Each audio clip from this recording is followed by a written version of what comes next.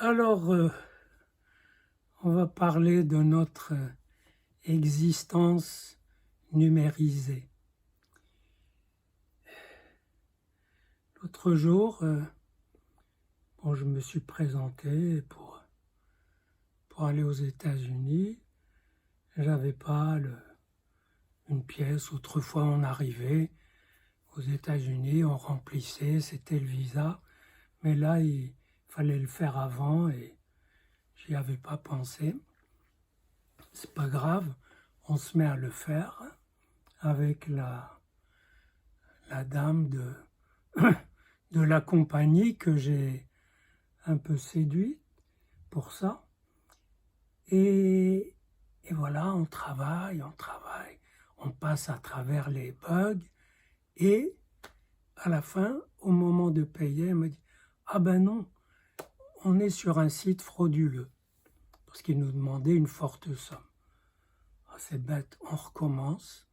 Et vous savez, les formulaires, il faut déjà, dans le formulaire, redire 3 ou 4 fois ces identifiants.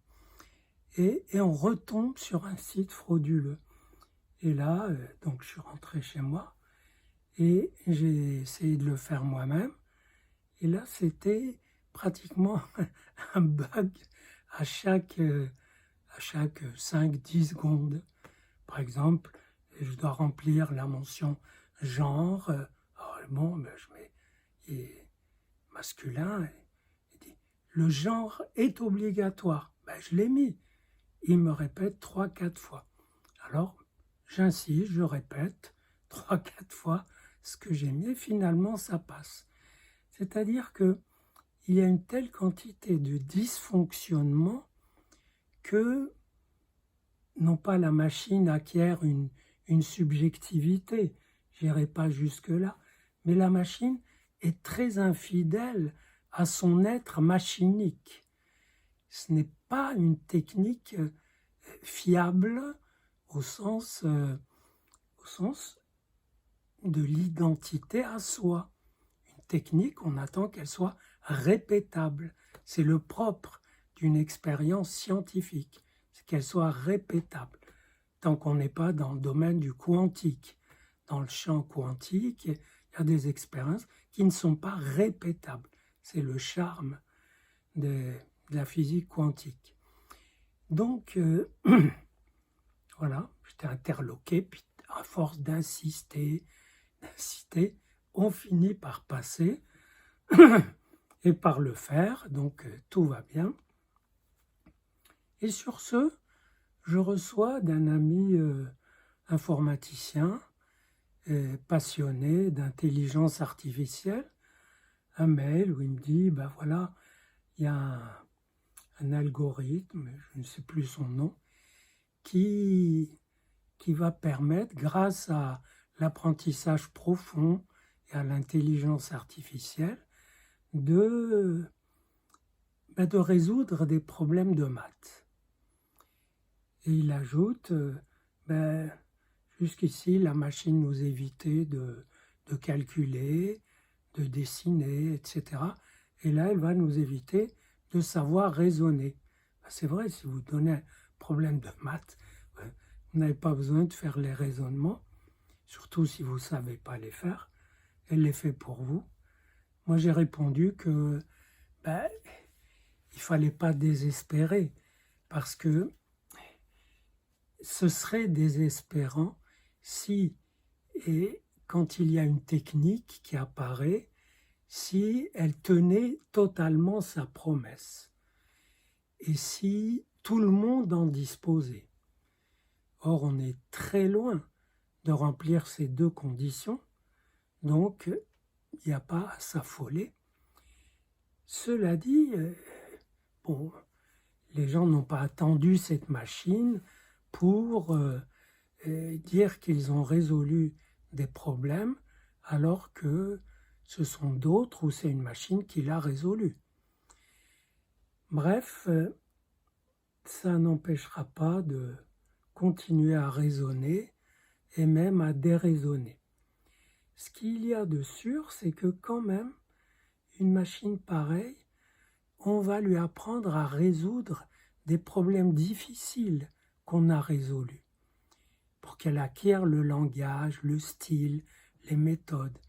Puis, on va la brancher sur des problèmes qu'on ne sait pas résoudre. Elle va sûrement faire les mêmes tentatives que le chercheur, que les équipes de chercheurs, mais elle va peut-être ouvrir de nouvelles voies qui vont intéresser le chercheur, l'interloquer, le passionner, le faire pouffer de rire. On ne sait pas. Mais c'est vrai que, vu la vitesse d'apprentissage, l'énorme quantité de combinaisons qui sont appelées en 1/100e de seconde, c'est vrai que cette machine peut faire des percées, des ouvertures, et moi je trouve ça formidable, bien que j'ai horreur de l'idée que l'homme soit remplacé par des machines. Il est vrai que ce à quoi on assiste aujourd'hui, c'est pas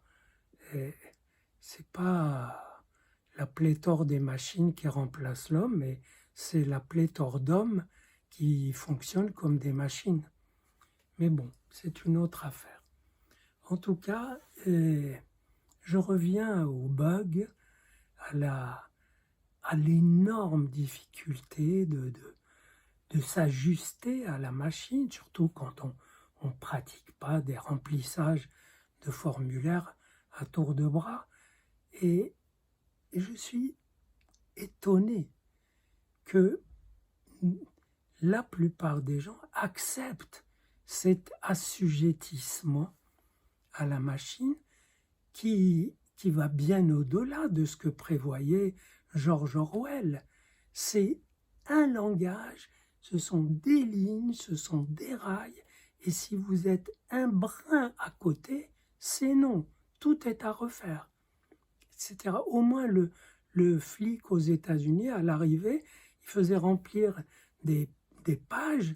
S'il y avait la moindre faute, il faisait refaire, mais c'était un homme. Et au dernier moment, il vous soufflait une façon de compléter. Mais là, non. Et c'est donc la soumission tranquille, presque inconsciente. Personne ne pense qu'on est soumis, mais d'une façon abusive, non seulement au fonctionnement des machines, mais surtout à leur dysfonctionnement, qui prend des allures parfois cauchemardesques. Les employés à qui j'ai parlé à cette occasion, mais sont parfois au bord de la crise de nerfs. Et voilà, donc la soumission peut s'obtenir simplement par l'habitude. On s'y habitue tellement qu'on oublie qu'on est déjà entré dans les rails, que les franges qui sont laissées à la rêverie, à la pensée, sont déjà si minces, si rétrécies, comme des petites lumières qui s'éteignent, mais qu'à cela ne tienne, la lumière ne manquera pas, on allume une grosse lumière artificielle, un gros néon. Un gros néant. Oui, on ne s'en rend pas compte de la vraie soumission.